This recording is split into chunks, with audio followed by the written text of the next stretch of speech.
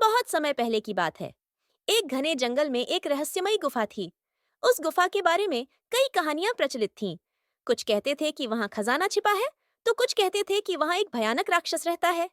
तीन अच्छे दोस्त, बंदर, खरगोश और लोमड़ी, हमेशा नए रोमांच की तलाश में रहते थे। एक दिन उन्होंने गुफा के रहस्य को जानने का फैसला किया। बंदर ने कहा, क्या यह सही होगा? लेकिन लोमड़ी बोली, अगर हम डरेंगे तो कभी कुछ नया नहीं जान पाएंगे, हमें जाना चाहिए।